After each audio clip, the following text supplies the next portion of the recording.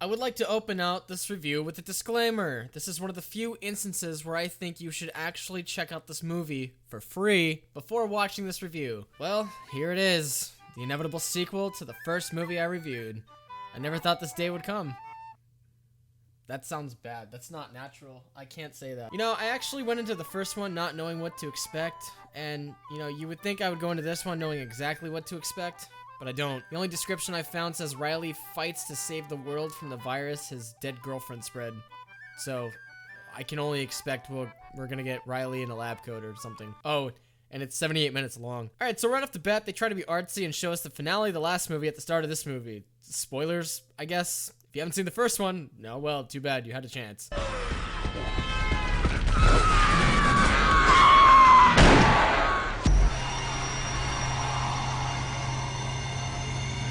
Oh, weird. The movie did something kind of cool. Please tell me that the rapist is the guy doing the autopsy. It feels like it is anyways. Just look at, he's copping a feel. I hope you enjoy watching this stuff too, because instead of flowers, we get this for an opening credit sequence. At least the music is kind of neat.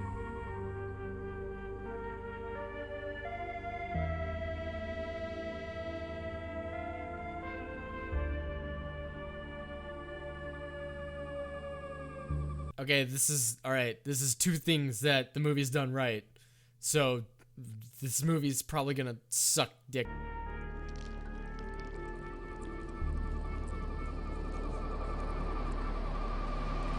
Wait a minute. Guys, it's a different director! It's a different guys, it's a different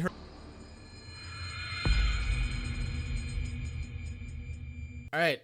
I have to admit, it's kind of cute seeing it continue this theme of showing each day. One thing I have to point out though, it even does something as simple as this better than the first one did. You see, in the first movie, it would just sort of like fade in like, oh, here we go, day 3, alright. This one, it just cuts in. It's like, hey nigga, shit's about to go real. No one ever thinks about how something so small can have such a big difference. On that note, let's talk about the title. Last time they tried to do that bold cut-in type of thing with the title and it was kind of lame. This time though, it looks badass. And am I the only one that appreciates a good cut-in title? It kind of reminds me of Evil Dead. That movie did it too. I love you, baby.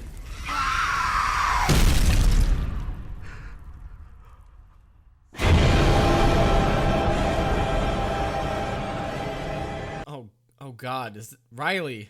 Nice sideburns, bro. Just wow. Why? Did he even have those in the first movie? That aside, what is happening? We're starting off with a logical decision?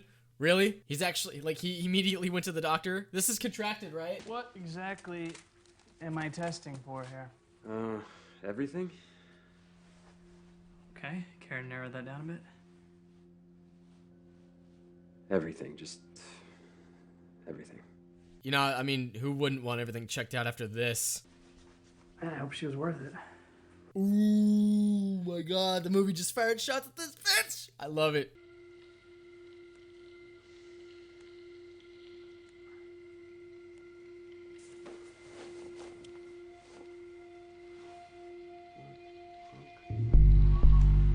Oh, gross. Riley, dude, you're toast, dude. You're toast. Just please, let someone know about that immediately. Hey, wait a second, I just realized, in the flashbacks of sex, his shirt was off, but in the movie, he never took his shirt off. God dang it, movie, you were doing so well! How hard is it to find that same shirt and just put it on? You know, it's like one shot. So Riley pulls out the fingernail, some green ooze comes out, and then some nurse walks in and sees him shirtless, and without any bullshit dialogue, we move on to a phone call that leads Riley to the police station where they question him about the dead chick from before. The one that was bored, remember? What was her name? Was it Alice? Yeah, she looks like she's in Wonderland right now. Sam? Oh, I wondered if she turned into one. This movie has officially thought of everything I thought it should, but wouldn't do. Actually, I shouldn't say that. We're not even 10 minutes in. I'm proud of it though right now. This is a little movie that could. Bro, just blow your rape whistle. Also, that's some blood you got around your mouth area. Alright, so the gist of this scene is we get to watch Riley dance around what he feels he should and, like, shouldn't say in the interview while seeing what I think is a pretty alright scene of someone dealing with a zombie. There is just one thing it does that I can't stand. I can call somebody. I'm gonna call someone to help us. Really? I mean, this movie's modern day, right? Zombies are like everywhere. I mean, if it's modern day, that means we're in a post-Walking Dead premiere world, right? Why can't we just get one movie about zombies where someone goes, oh, wait, I've seen this before. Now we run. Despite this, though, it is possible it's denial. He's holding a knife up to her face, so clearly he knows something's wrong. Maybe he's just trying to see if it was a prank. Pull up your pants. Yo, what's good with you, my nigga? Oh, somebody, let me get this. I love his reaction, like, wait, that worked? Like, he's just frozen staring at it. I love it. You know, this guy's acting is actually not bad. He's not overdoing it, but you get that he hates these questions about Sam. It's quite nice. Wait, he's got the shirt back on. Oh, great continuity. Great. So then Riley makes the biggest mistake you could make in an investigation. Am I in trouble? Can you tell me what happened last Saturday night? Riley, you should know you never ask that question. Also, it's kind of funny because I wrote in my notes prop to this cop because she's not bad either, but that changes. It is nice though. We get to see just how Riley saw Samantha with that guy. I forgot he says it with that guy. With that guy. I will never forget how he says that line. So the cops ask about our necromancer boy, BJ, and holy shit, they even showed the first movie how to hide a face with lighting properly. It's like you can kind of see it, but you can't. As opposed to this. So then, to my complete surprise, the cops don't actually suspect Riley. Not completely anyways. Instead, our officer lady here starts pulling out Polaroids of the bite marks, and it's nice for a couple of reasons. One, we get to see something other than, you're guilty because I think so, because the movie wants me to be, but I'm still gonna let you go because we need tension. And also, two, because we have different motives that clash here, you see, Riley just wants to leave because he doesn't want to see his friends, much less Samantha, dead. While Officer Dredd here notices Riley's responses, but seems to think it's maybe because he's guilty, but she's also, like, considering the bigger picture here. She's weighing the options, like, is he guilty, is he not? I don't really know yet. The best part about this is that both Riley's actions and reasons, as well as the cops' interpretations, both make sense, depending on what perspective you're looking at it from. Neither one is entirely sure what the other is thinking, but they can both wager kind of a guess, and we as the audience can tell from their dialogue and reactions. It's actually pretty well written. This is the contracted sequel, right? So after being interrogated, Riley walks out to his car to find a note.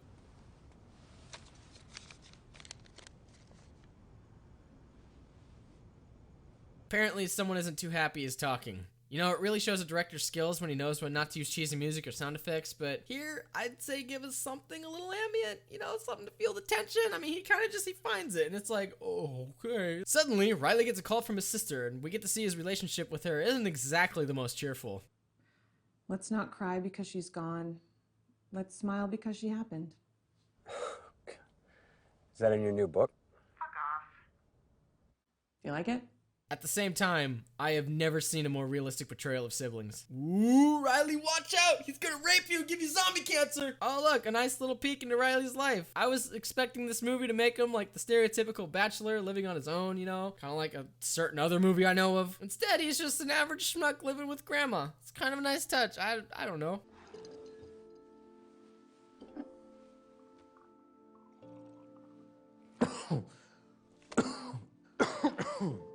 Don't be such a pussy. This movie's great. Am I even allowed to keep reviewing this movie? This is awesome. When my Harold died, I didn't know, you know? Okay, why do people still write like this, though? People don't talk like this. They wouldn't say my Harold, they just say Harold. I mean, we're assuming that this is the only close family Riley's got, right? Like, does he not know who Harold is? Despite this, though, it is a nice little scene. She's like the Obi-Wan of his life, and we kind of get to see him grow as a character a bit. But then I decided to stay. For your mom and for you. And I'm glad I did.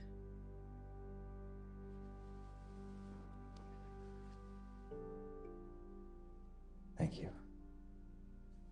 You guys, this is the contracted scene. So then we find out Riley knows the license plate of BJ, and he decides to call the detective. My question, though, is did he just remember it, or did he hide the information? If he decided to hide the information because the memories of him getting cucked were just too much to bear, then yeah. His grandma's right. He's a pussy. So then the movie takes another turn and we get a sneak peek into BJ's lifestyle. Dude's rocking a police scanner and living up to his name. Hey, what's the deal with those air fresheners anyways?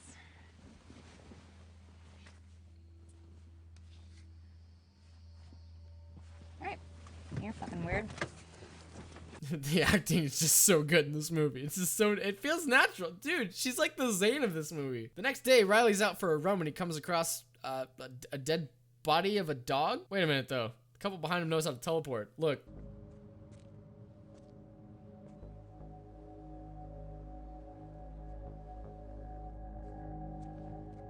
I guess Hogwarts was in danger. Anyways, Riley comes home from his run and something seems off. It's freezing in here. You feel okay? Uh-oh, he's feeling chilly. After a run too, dude. I think he's sick. The difference is I actually give a shit this time. Probably because he's not a whiny bitch that bites the hand that tries to feed him. Stay away from me, or I'll tell him about how you're stalking me.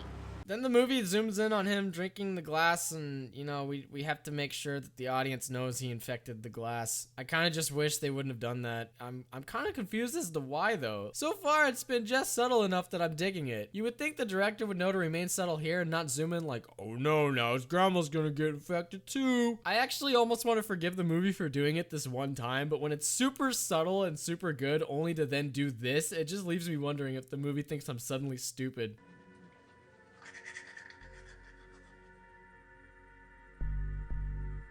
See, what did I just say about subtle? That was awesome! So then Riley checks out the scratches on his back, and I would like to point something out here. In the first movie, we saw a woman deal with unnatural phenomenon, like X-Men veins, and assume everything was normal, to the point of thinking, oh hey, my JJ looks kind of weird, I'm just pregnant, right? But here it's entirely different. He's treating it like an average wound too by pressing out the pus, which is exactly what you should do to avoid infection if it were a normal cut. He even pulls out the peroxide. I mean, this guy is to the nines doing exactly what I would do if I had an injury like a normal cut. If this were the first movie, he'd probably just use a pregnancy test. Again, the only complaint I have is that this is a post-Walking Dead world. Riley should kind of know what's going on, unless this movie actually takes place in the year 2005 when zombies weren't common knowledge of the general public. I can only hope part of his arc involves him turning himself in and presenting that he's infected, along with any possible people he could have infected, but that would make too much sense. Also, does his grandma not hear his grunting in the bathroom that he left the door wide open to? Does she think he's doing other things? So while Riley's eating breakfast, we get to see that the news is picked up on the murders and is even spreading around BJ's sketch. Why not the license plate though? I thought Riley called that in. Whatever. Weird jump scare here. Jaffe are urged to contact the police immediately. Samantha Williams with Hey, Harper. Hi. Why? Also, who is this? Who is this woman? Does she take care of grandma? We never really specify. That is some cold sore you've got there. Well, grandma's dead too. Whatever. Riley gets a phone call and his test results are in. You are not. Alright, Mari joke. Check that off. Does anyone even remember Mari? I don't know. So Riley's test results are clean. I guess that would kind of make sense actually. I mean, if you think about it, this is like a new virus that nobody's heard of yet, so it wouldn't show on any blood tests. And you can't blame me for defending that. Quarantine/rec did the same thing. Hey, we should be able to get out of here. Oh, thank God. That won't work. That won't work. What are you talking about? Blood test, that doesn't work. Not for rabies. Nobody said anything about rabies. I did. I told you. I said it was How do rabies. you test for rabies if it's rabies? There's only one way you can do it. You got to get a brain sample. Man, just shut That- up. that's Okay, what let's you just have to check do. to make sure. See? So if any of you think this is stupid, then you're retarded. This is beside the point though. Now Riley's sense of denial actually has fuel, meaning we're gonna get to see him spiral down even further when his symptoms obviously get worse. To be honest, all I can say is he should ask about the cut. But even then, a normal cut would form pus, so I'd really say at this point it's up to the viewer to decide if it's right or not. The first movie took forever to get rolling, and we're barely past the first act, and already we've got a great setup. It's just... this movie's gonna fuck it all up, I know it. Just be glad you don't have what Samantha had, God. Why? What'd she have?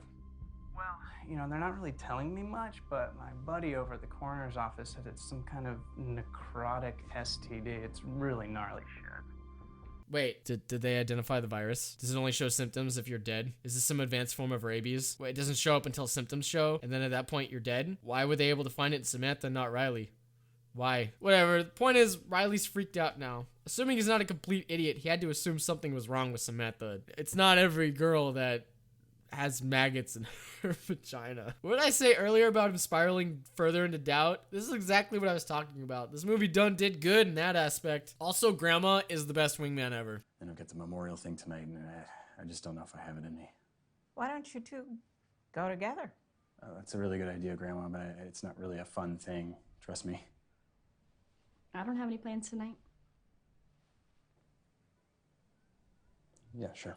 Oh my god, a main character that doesn't turn down a cute 8 out of 10 for the sake of his honor or depression or some shit. Guys, this movie is far from perfect, but right choices have been made. Grandma, you sly devil, too bad you're dead. Getting back to BJ, he's got some underground lair with a door that says, I am the end. Is he like some kind of cultist leader with some Armageddon virus? You know, I'm not entirely sure what his motives are at this point. He seems to know he's infected. Is he just some down-to-earth supervillain? I'm gonna infect the world! Also, his delivery is awful. Your sons and daughters, your brothers and sisters, their bodies stacked around you like firewood, leaking blood and pus.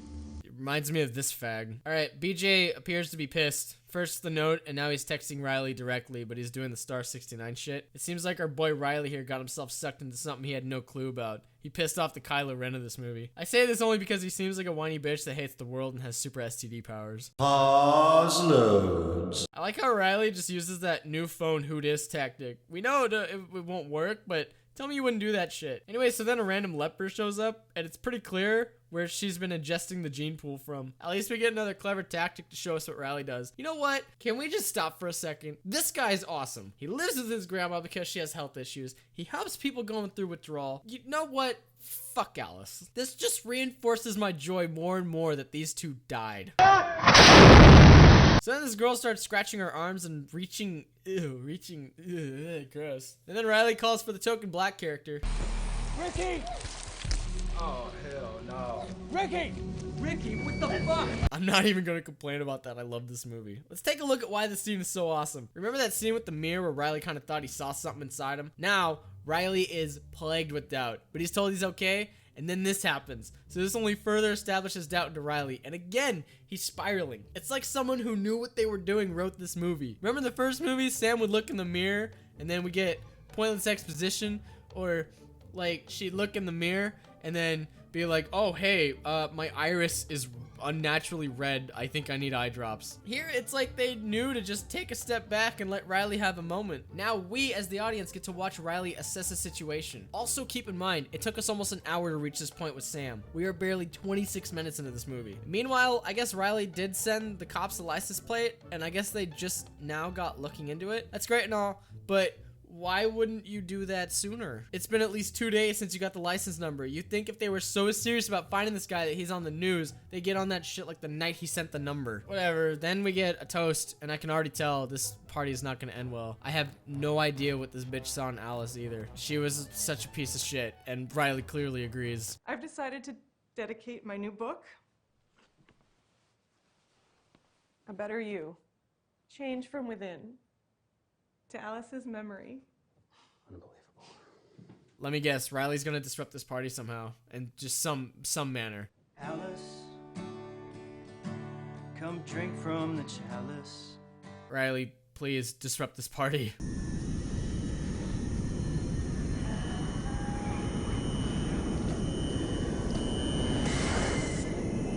Oh, guys, he's dead. It's over. It's over. He's dead. He's got the same symptoms Sam had, plus a nosebleed. He's dead. It's over. I swear to God, if they cop out somehow and he lives, it better be real creative. Now, don't get me wrong. The last thing I want is for Riley to die. I just don't want to see a cop out. There's gonna be a cop out problem.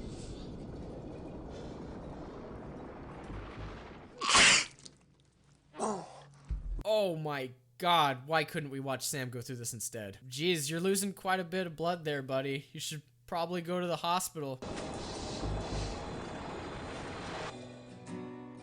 I don't understand. Did they just use a pointless song to symbolically convey how Riley's feeling? That was actually kind of nicely done movie. I'm proud of you. That was a golf clap. It sounds like something else though. Oh, and then she eats the chip dip.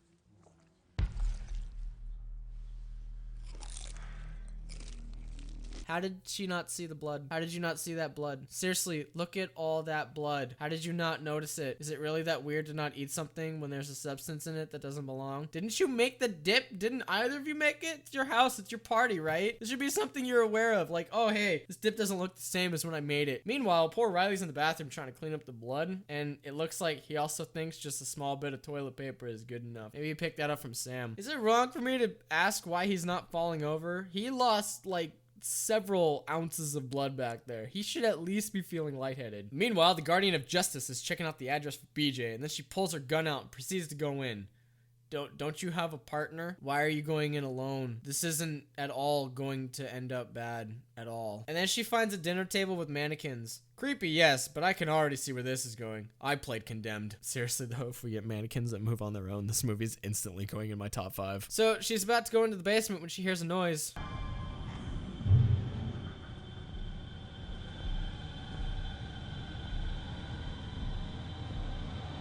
And then it just ends. You know what?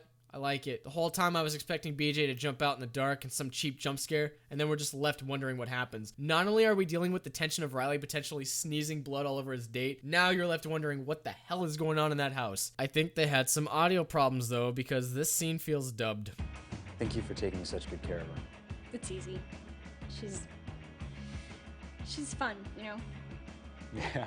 As much as I love this scene for the simple fact Riley's bonding with the cutie, it bugs the shit out of me. Lip syncing is not the hardest thing to do in the world. You just do more than one take.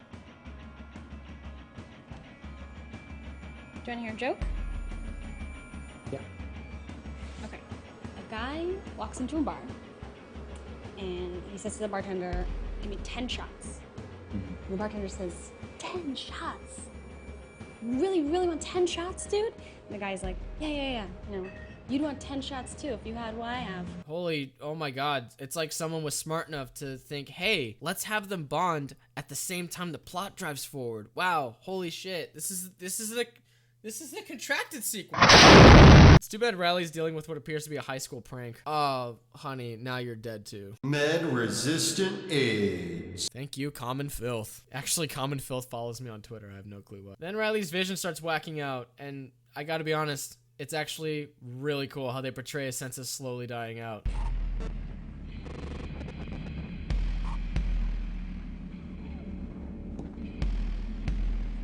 It's a lot better than this. Yeah. Oh, and then BJ grabs Riley, and all I can do is laugh solely because of the joke I made about how Sam's rapist did the autopsy. Like, I didn't actually think it was him, and now he has the same tattoo on his finger, which means that Sam, seriously, like, she got raped twice by the same dude.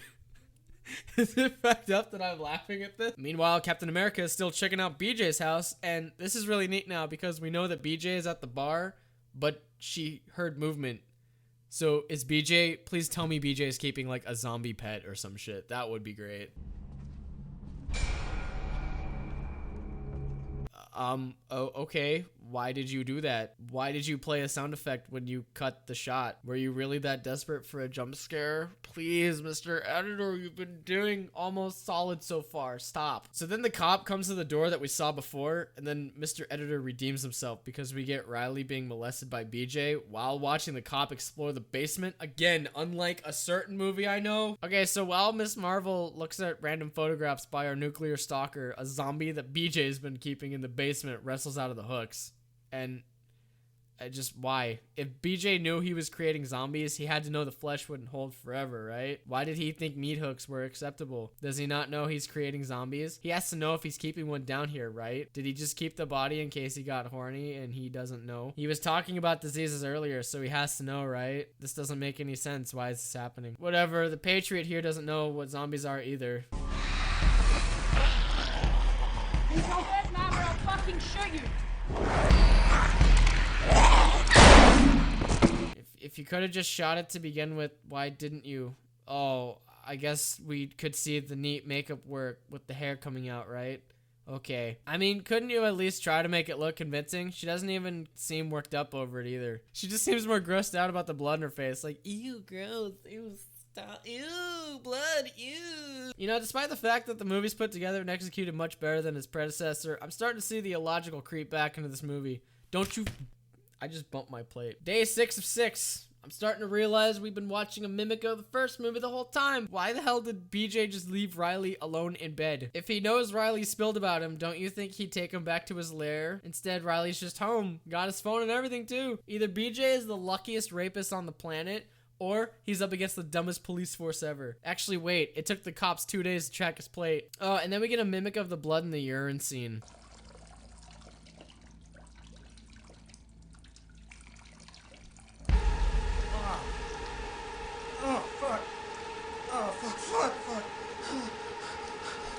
Either they ran out of ideas or this entire movie is made just to show the director of the first movie how badly he made it. I'd be completely fine with this reason, to be honest. Okay, now raise your hand if you would have gone to the hospital before this happened. As in the second you sneeze blood all over the mirror. Your excuse of him being told his tests were clean is now used up. It's quite obvious whatever he's dealing with is life-threatening. God, you had such a good head start, too. I mean, I get it. I'd be in shock in front of the mirror if I woke up and looked like this, but let's go, Jim. To the hospital. Hop to it. Let's go. What? Let's go. Oh, and now the hospital's been quarantined, which means someone out there was smart enough to just immediately go to the hospital. Ah, she didn't deserve to go like this. Rest in peace, Grandma. You could be my wingman any day.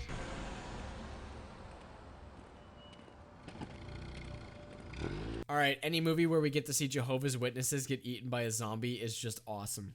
Oh, okay, so you're still not going to the hospital. I can understand if you want to bring your sister with you, but come on, man.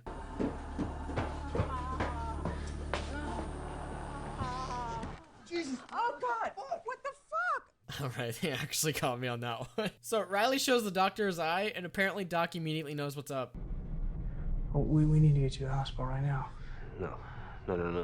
So I think at this point it's safe to say the virus causes you to not think straight. I admit, maybe I should have covered that point in the first movie when Sam refused to go to the hospital, but let's look at the differences. Sam's worried Nikki will find out, which means she still has personal motives in mind, which tells me she's not losing her mind, she's just selfish. Clearly Riley isn't thinking straight because he's pointing to the exact reason why Doc wants him to go to the hospital, but he refuses to go for no particular reason. So again, either this virus just causes you to not think straight, or Riley and Sam were just two peas in a pod in the intelligence department. Yeah, just watch him walk away. It's fine. Ugh.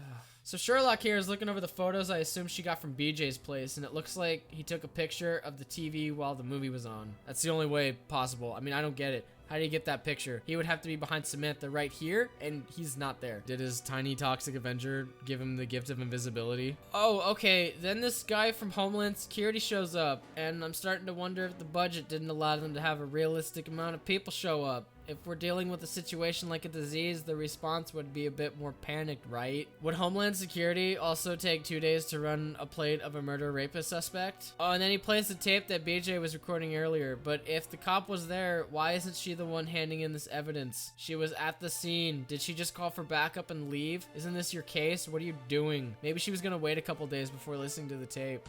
Mankind is a bacteria that needs to be obliterated. Seriously, he sounds like that fag in the BMW that would cry that girls didn't like him. Hey, Elliot Roger here. I'm just sitting in my car right now after watching that beautiful sunset. So this guy, is he a cultist or what? Like, did he fuck a body and then realize he had the power to create zombies and then be like, well, I hate the world, so screw it? The Bureau started getting threats from Jeff a little over a year ago. Oh my god, you started receiving threats to Homeland Security a year ago and you didn't follow up on it? Not even calling into the local authorities and asking them to do a quick sweep? Really? He's just a nut job at first. Then he started sending a tape a day. So this guy sends a tape a day and you guys didn't think, this guy's a bit off. Let's have him investigated. Are these the guys that were working when 9/11 happened? Haha, get it? 9/11 conspiracy joke. Then he started sending a tape a day. His threat level went from elevated to sociopath. Why is the government involved in this? Because last month, he was a run-of-the-mill sociopath. Now he's a threat to national defense. Yeah, when he was a sociopath, we weren't that worried, but now he's making zombies, so you guys just need to deal with it. So, yeah, sorry we didn't tell you sooner. Why would you need him alive? If he's a walking biological attack, wouldn't you just chase him down with flamethrowers and burn him to a crisp? You think they saw the thing in the thing and said, hey, let's capture him alive. We have some questions for him. So then Riley goes into a place that isn't a hospital and... Wait a minute. Is this gas station run by the diabetes guy? Liberty Medical is a company that's staffed with people that are willing to talk to you about your situation. Oh my god, that has to be him. Like, it looks like him. Is it like a twin brother? Are you alright, son? Holy shit, that is the diabetes guy! So then Riley buys some whiskey, a box cutter, and a sewing kit. This kid is going full MacGyver on himself. So then Riley just tries to cut the patriarchy out of himself, I guess.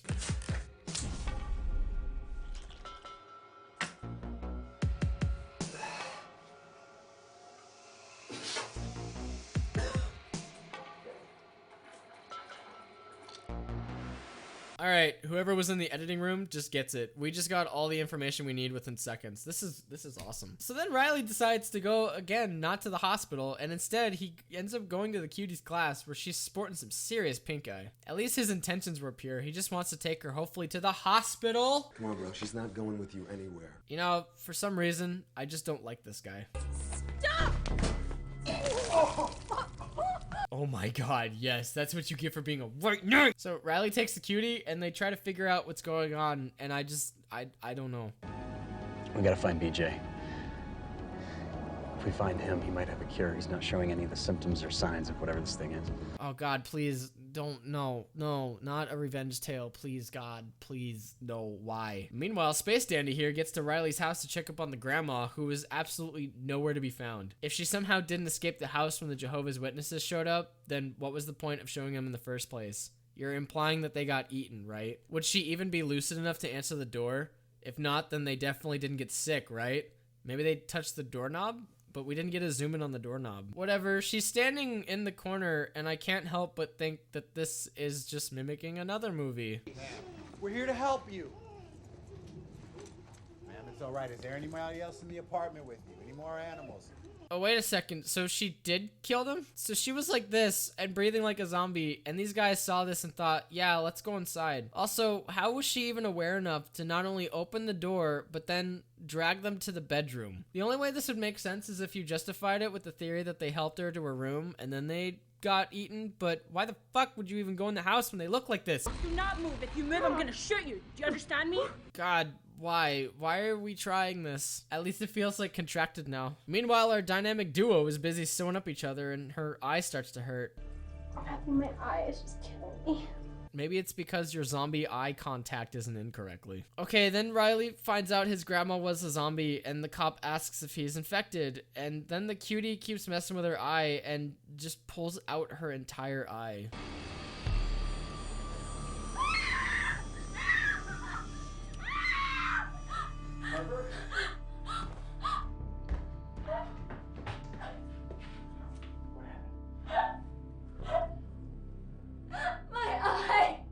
I was actually gonna make a joke about eye drops, but I don't know. Her reaction just seems genuine enough. I felt kind of bad and I got rid of it. I will say this though, Riley's starting to look like the beginning of a boomer from Left 4 Dead. Hey, man. Oh my god! It's my favorite person of all time! This movie has a chance! Riley, I don't want to make a big deal about it, but you and your friend look like fucking shit. What's up? I'm saying, by the way. My boy! My boy, you've still got it. So then Riley asks for a gun and just here. I need a gun. Fucking guns, bro? What do I look like, Ted fucking Nugent? Don't answer that. Dude, I sell fucking recreational shit here, okay? I sell good times, I help people, and I don't fucking kill them, okay? How much cash you got?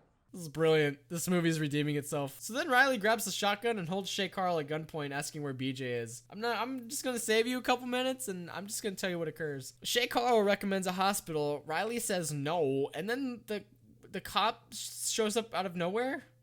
What tipped you off? How did you know he would be here? Did I miss something? Are you tracking his phone? What happened? It seems like something's severely amiss here. This is the woman that took 2 days to run a license plate. How did she know? Why would she be here? I need an emergency medical team here immediately. Was that seriously your best take? All right, so now we're finally at the hospital, and the cutie has a seizure, and they take her back and try to bring her back. And the fact that her head didn't somehow explode when they zapped her is kind of disappointing, because I was hoping for that. That would have been sick. And then the CDC shows up and takes the body.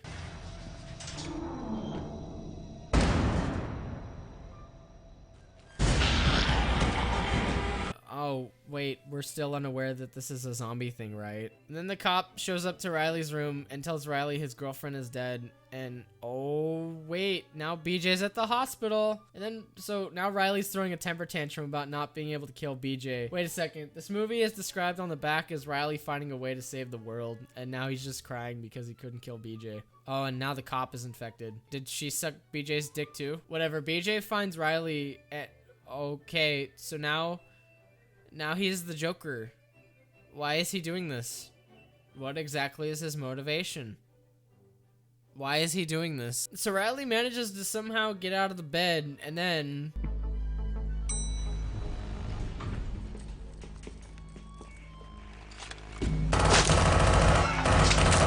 Oh. Okay. Why would you take your eyes off him for a second? You're a trained cop. Is this woman a rookie?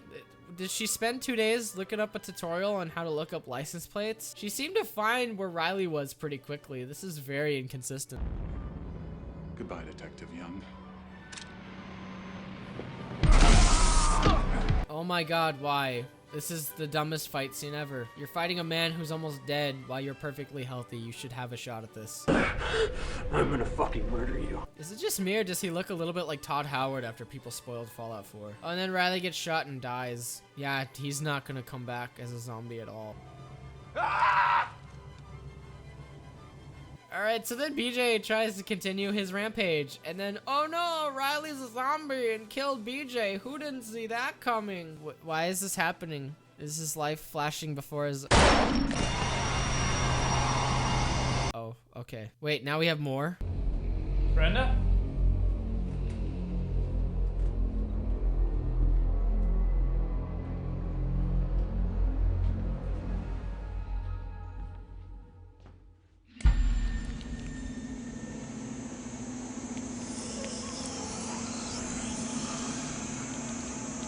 Brenda, you should go to the hospital. Oh, and then we have an after credits sequence because it's like a Marvel... Wait, what? Wait, it's... What? Wait, Hello, Brent. What? Excuse... What? How you feeling? What? What the fuck? What? What? No. Soon, my friend. Nope. Nope. Very soon. Nope. Nope. This hurts the soul. Josh Forbes, you bitch. All right, to be honest, I didn't know what I expected, but I'm still disappointed. It's baffling to me. Like, how could it start out so strong and then just go to complete shit? I still have no clue what BJ's motivation was. Also, what was keeping him healthy? If it was a dosage he needed, would he not have a dosage on him and then take it as soon as he got thrown up on? Was he immune? I think the most important question, though, is why was this movie made? Yeah.